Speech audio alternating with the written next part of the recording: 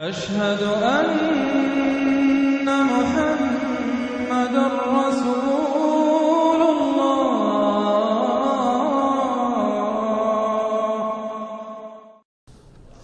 اعوذ باللہ من الشیطان الرجیم بسم اللہ الرحمن الرحیم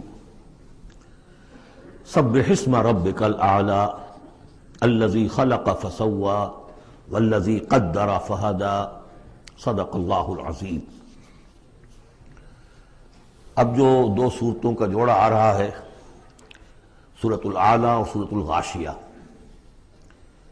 ان دونوں کے بارے میں یہ بات تو آپ میں سے بہت سے حضرات کے علم میں ہوگی کہ نبی اکرم صلی اللہ علیہ وسلم کا یہ معمول تھا کہ جمعہ اور عیدین کی نمازوں میں آپ ان صورتوں کی قرأت فرماتے تھے. پہلی رکعت میں سورۃ الاعلی، دوسری رکعت میں سورۃ الغاشیہ. اور اس کی وجہ بھی صاف سمجھ میں آ جاتی ہے، ان دونوں میں تذکیر کا حکم ہے حضور کو. فذکر انما انت مذکر فذکر ان نفعت الذکریٰ. تو چونکہ جمعہ اور عیدین میں خطبہ ہے، باقی نمازیں جو ہیں وہ تو صرف قرآن پڑھا جاتا ہے، لیکن یہ کہ جن نمازوں کے ساتھ خطبہ ہے اس میں وہ تذکیر ہے، یاد دہانی ہے، اور اس کے حوالے سے پھر یہ صورتیں جو ہے حضور نے صلی اللہ علیہ وسلم ان نمازوں کے لیے گویا کہ منتخب کی. سبح اسم ربک الاعلی، پاکی بیان کرو اپنے اس رب کے نام کی جو بہت بلند و بالا ہے. نام کا لفظ یہاں کیوں کہا گیا؟ اس لیے کہ ہمارا جو بھی کوئی ذہنی رشتہ ہو سکتا ہے اللہ تعالیٰ کے ساتھ، جہاں تک اس کی ذات ہے، وراء الورا ثم وراء الورا ثم وراء الورا، اس کا کوئی تصور ہمارے لیے ممکن نہیں. ہمارے تخیل سے، تصور سے وراء الورا ثم وراء الورا، ہمارا جو بھی اس کے ساتھ ذہنی قلبی رشتہ ہے اس کے ناموں کے حوالے سے ہے. وَلِلَّهِ الْأَسْمَاءُ الْحُسْنَى فَادْعُوهُ بِهَا، لہذا تسبیح بھی ہوگی اللہ کی، تحمید بھی ہوگی تو اللہ کے ان اسماء کے حوالے سے ہوگی. الذی خلق فسوى والذی قدر فہدى، یہ چار الفاظ جو ہے بہت قابل توجہ ہیں. جیسے کہ اس سے پہلے ہم پڑھ چکے ہیں کہ تین الفاظ میں تخلیق کے عمل کو اللہ تعالیٰ نے واضح کیا تقسیم کرتے ہوئے. هو اللہ الخالق البارئ المصور. ایک شے کا پہلے ایک ذہن میں نقشہ بنتا ہے، پھر اس کا بالفعل اس کو پھر باہر جو ہے اس کا وجود آتا ہے، پھر اس کے فنیشنگ ٹچز ہوتے ہیں، پھر تصویر ہے اس کی. الخالق الباری المصور، یہ سورہ حشر کے آخر میں جو اسماء کا گلدستہ ہے سب سے بڑا قرآن حکیم میں، اس میں آخر میں یہی تین ہیں. یہاں چار الفاظ ہیں، خلق فسوا. اس کو ہم یوں سمجھ سکتے ہیں کہ ایک ہے کسی چیز کا جو اصل حیولہ ہے وہ تیار کر دیا جائے. جس کی سادہ ترین مثال یہ ہے کہ بلڈنگ ہے، اس کا سٹرکچر کھڑا ہو گیا، اب اس کے بعد تسویہ ہے، اس کی چھان پھٹک کر کے اور اس کے سنوارنا ہے، اس کے اندر ڈیکوریشن ہے، اس کے اندر مختلف جو ہے خوبصورتی کی چیزیں پیدا کرنی ہے، یہ تسویہ ہے. تو تخلیق ڈھانچہ کھڑا ہو جانا، اور تسویہ پھر اس کے اندر تمام چیزوں کو بہتر سے بہتر انداز میں فنیشنگ ٹچز دینا. والذی قدر فہدی، اب ہر شے کی جو کہ ان دو مراحل سے گزر چکی ہے، تخلیق اور تسویہ کے دو مراحل سے، اب اس کے لیے ایک اندازہ مقرر کیا جاتا ہے. اس کی کیا کیپیبلٹیز ہیں، اس کی کیا پوٹینشیلٹیز ہیں، یا یوں کہیے اس کی کیا لیمیٹیشنز ہیں. اب ایک انسان ہے، اشرف المخلوقات ہے، لیکن اس کی یہ لیمیٹیشن ہے کہ وہ اڑ نہیں سکتا. پرندہ ہے، چھوٹی سی چڑیا اڑتی پھرتی ہے. تو ہر ایک نوع کی لیمٹس ہیں، ہر ایک نوع کے لیے اللہ تعالیٰ نے اس کی ایک تقدیر، اس کا ایک اندازہ جو ہے مقرر کر دیا ہے. پھر انواع کی تقدیر مقرر، انسانوں کی بھی تقدیر ہے. وہ جو میں بتا چکا ہوں، شاکلہ جو بنتا ہے، وہ جو بھی جینز آئے ہیں وہ تو اس کی گویا کہ گیون ہے اس کے لیے. کسی کو ذہانت والے ملے ہیں، کسی کے اندر جسمانی قوت والے زیادہ ہیں، کسی میں کوئی اور وصف ہے، تو یہ بھی اس کے لیے گیون ہے، اور اس سے اس کا شاکلہ تیار ہو جاتا ہے، اس کی شخصیت کا ایک سانچہ بنتا ہے. اب ظاہر بات ہے کہ اس کے اندر جو بھی اب وہ محنت کرے گا اس کے اندر کرے گا، اس سانچے سے باہر نہیں نکل سکتا. جیسے انگریزی کی کہاوت کہہ لیجئے یا جو بھی اسے کہیں، کہ وہ کہتے ہیں کہ you can't outgrow your skin. یہ کھال جو ہے ہمارے جسم پر چڑھی ہوئی ہے، آپ کتنے ہی موٹے ہو جائیں، میں اور کتنا ہی پھیل جاؤں، لیکن کھال سے باہر تو نہیں نکلوں گا، کھال وہ پھیلتی چلی جائے گی. تو کھال کے اندر رہنا ہے. اسی طرح وہ جو سانچہ بن گیا ہے انسان کی شخصیت کا، نیکی کریں گے تو اسی کے اندر کریں گے، بدی کریں گے تو اس کے اندر اندر کریں گے. اب اس کی کوانٹٹی جو ہے وہ اللہ تعالیٰ کے ہاں فیصلہ کن نہیں ہے. اللہ تعالیٰ یہ دیکھ لے گا کہ اس شخص کے اندر کتنی کیپیبلٹی تھی، اس کے حساب میں اس نے کیا کیا. ایک شخص 100 درجے تک جا سکتا تھا، وہ گیا ہے 50 درجے تک. ایک شخص جا ہی سکتا تھا 50 تک اور وہ 50 تک چلا گیا، تو وہ 50 تک جو ہے وہ 100% کامیاب ہو گیا اور یہ جو ہے ناکام شمار ہو جائے گا. تو یہی بات جو ہے میں نے وضاحت پہلے بھی کر دی تھی کہ لا یکلف اللہ نفسا الا وسعها، کسی بھی جان کو اللہ تعالیٰ مکلف نہیں ٹھہرائے گا، رسپانسبل نہیں ٹھہرائے گا مگر اس کی وسعت کے مطابق. یہ انڈیویجول سا جو ہے وسعت ہر شخص کی، اس کا شاکلہ، یہ گویا کہ اس کی ذاتی تقدیر ہے. فہدا، چوتھی چیز ہے کہ ہر شے کا ایک اندازہ مقرر کرنے کے بعد پھر ایک جبلی ہدایت اس کو دے دی جاتی ہے، چلو ادھر. پہلی جبلی ہدایت ہے جس کا ذکر آ جائے گا ابھی تھوڑی دیر کے بعد.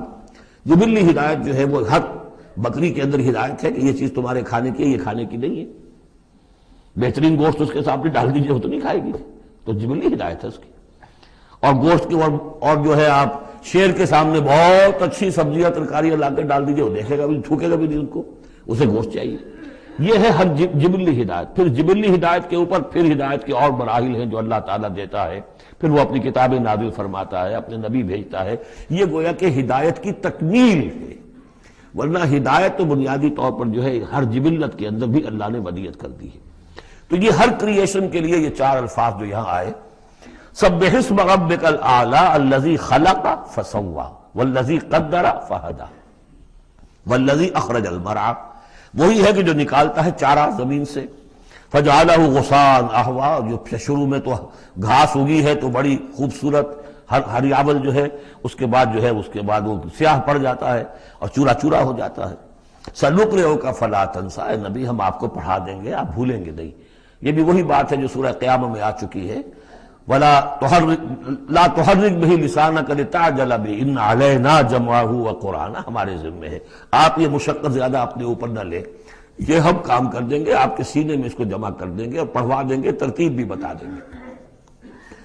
سنقرئک فلا تنسیٰ الا ما شاء اللہ، سوائے اس کے جو اللہ چاہے. تو اگر اللہ چاہے، فرض کیجئے یہ اس لیے بات کو واضح کرنے کے لیے، اللہ بلانا چاہے گا تو آپ لاکھ اپنی زبان کو حرکت دیتے رہیں، اللہ تعالیٰ کی قدرت سے تو آپ باہر نہیں نکل سکتے. آخر اللہ تعالیٰ قدیر ہے اللہ شے پر. لیکن یہ کہ یہ صرف اس امکان کو ظاہر کرنے والی بات ہے، اس کا یہ مطلب نہیں کہ اس سے یہ نکل آتا ہے کہ قرآن مجید کی کوئی آیت جو ہے اللہ نے بھلوا بھی دی محمد کو صلی اللہ علیہ وسلم. یہ ایسے ہی ہے، قل ان کان للرحمن ولد فانا اول العابدین، اگر اللہ کا کوئی بیٹا ہو تو سب سے پہلے میں پوجوں گا اسے. تو یہ اس طرح کی چیز ہے. الا ما شاء اللہ انہ یعلم الجہر وما یخفی، وہ اللہ تعالیٰ جو ہے وہ تو جانتا ہے، خواہ کوئی بلند آواز سے بات کہی جائے اور خواہ اسے چھپایا جائے. وَنُيَسِّرُكَ لِلْيُسْرَىٰ، اب یہ لفظ یہاں نوٹ کر لیجئے، یہ آگے بڑھ کر ایک مضمون کھلے گا اس سے. اور سہج سہج تیسیر، یسر سے باب تفعیل، آسان کرنا، اور سہج سہج تھوڑا تھوڑا رفتہ رفتہ ہم آپ کو آسان بنا دیں گے. کس چیز کے لیے؟ یسرا، وہ بڑی جو آسانی ہے جنت وہاں پہنچائیں گے، اور جو بڑی کامیابی ہے دنیا میں دین کا غلبہ وہاں بھی پہنچا دیں گے، لیکن سہج سہج ہوگا. اس کے لیے اپنا ایک تدریج ہے جو ہماری حکمت میں، ہمارے علم میں ہے. ویسے ہم چاہیں آنے واحد میں کر دیں، دین کا غلبہ ہو جائے، کوئی رہے نہ دشمن، آنے واحد میں تمام انسان جو ہے اور تمام جنات کو ابو بکر جیسا بنا دیں، ہم بنا سکتے. لیکن یہ کہ ہماری جو حکمت تخلیق ہے اس میں یہی ہوگا، تیسیر، آہستہ آہستہ. اور یہ فلسفہ آگے چل کر بہت کھلے گا.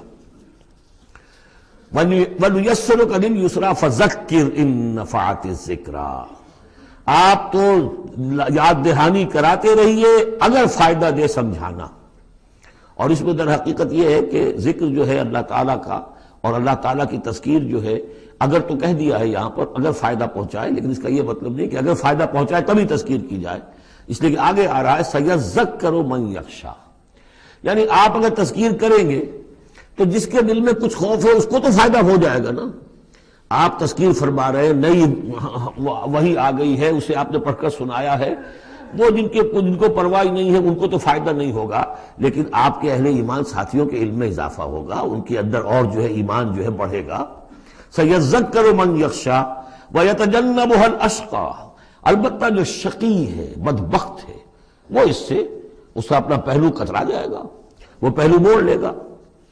الذی یصلی النار الکبریٰ، جس کا انجام پھر یہ ہونا ہے کہ وہ بڑی آگ میں جھونکا جائے گا، داخل ہوگا بڑی آگ میں۔ ثم لا یموت فیہا ولا یحییٰ، پھر نہ اس میں وہ مرے گا اور نہ زندہ رہے گا، نہ زندوں میں نہ مردوں میں۔ لا تبقی ولا تذر، سورہ مدثر میں جو آیت آئی تھی، ثم لا یموت فیہا ولا یحییٰ، پھر نہ اس میں اس کو موت آئے گی، نہ وہ زندوں میں ہوگا نہ مردوں میں۔ قد افلح من تزکا، یقیناً کامیاب ہو گیا وہ۔ یہ مضمون بھی آگے اب پھیلے گا اور بڑھے گا، ترقی کرے گا۔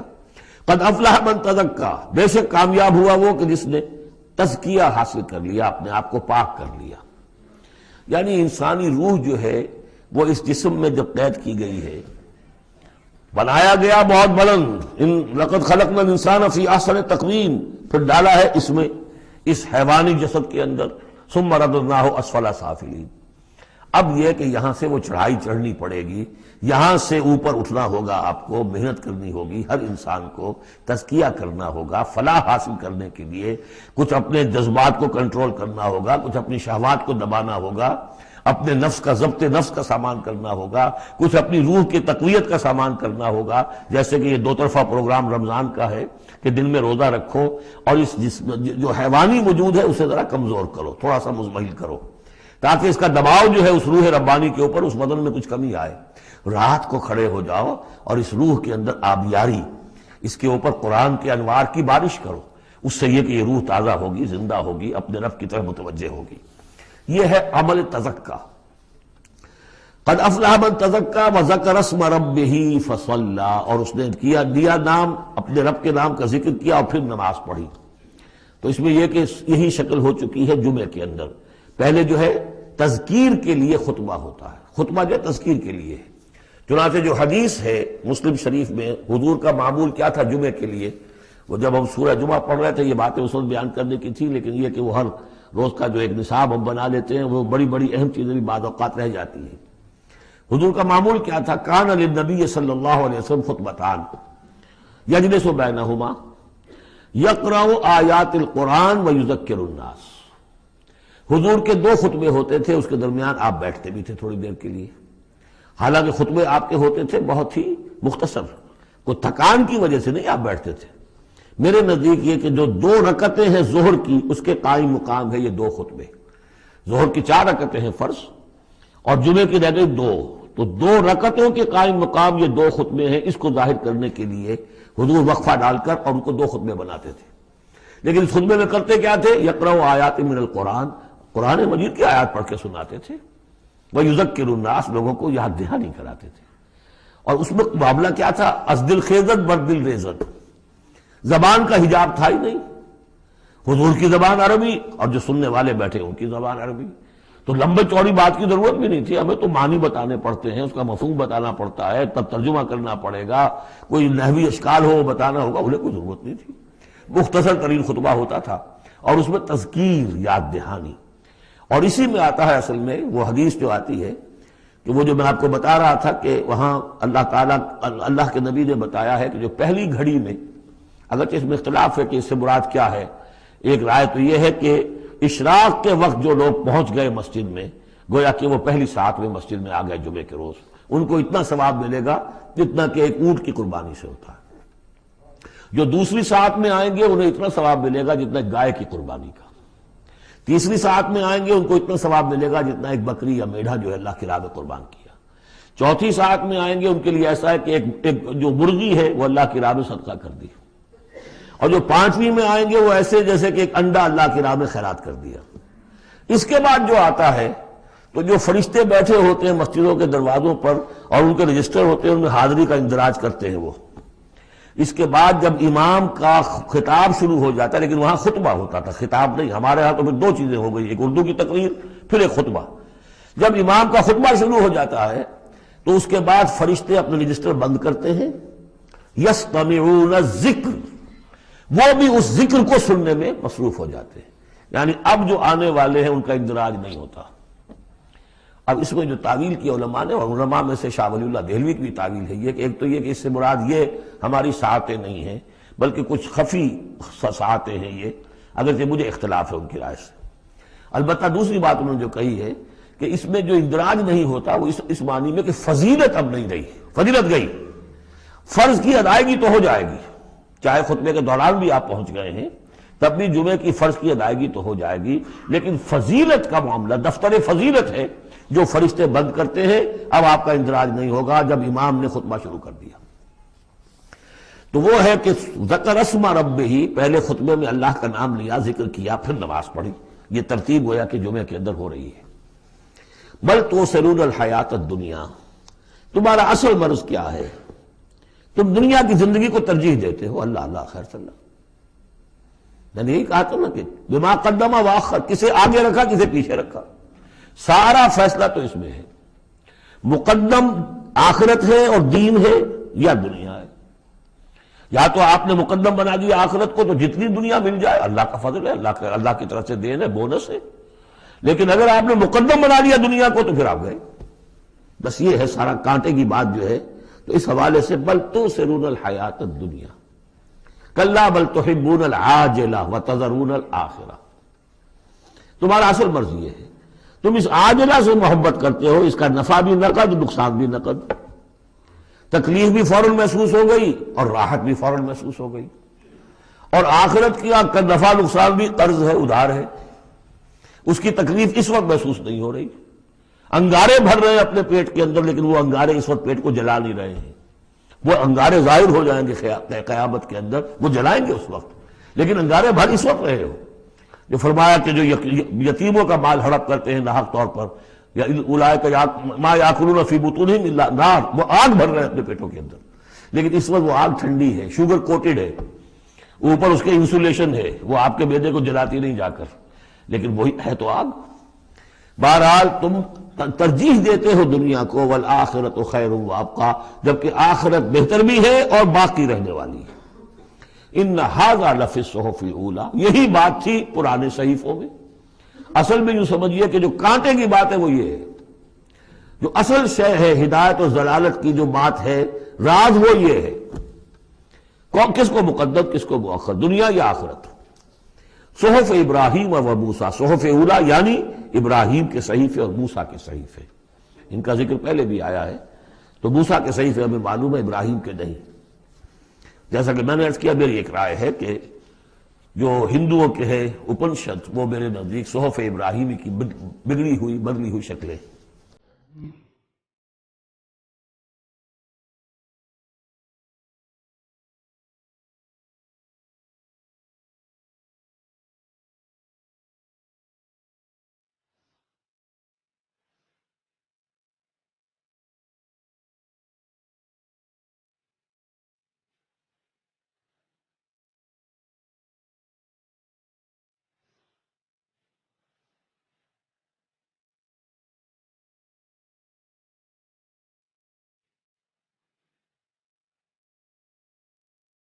مولاي صل وسلم دائما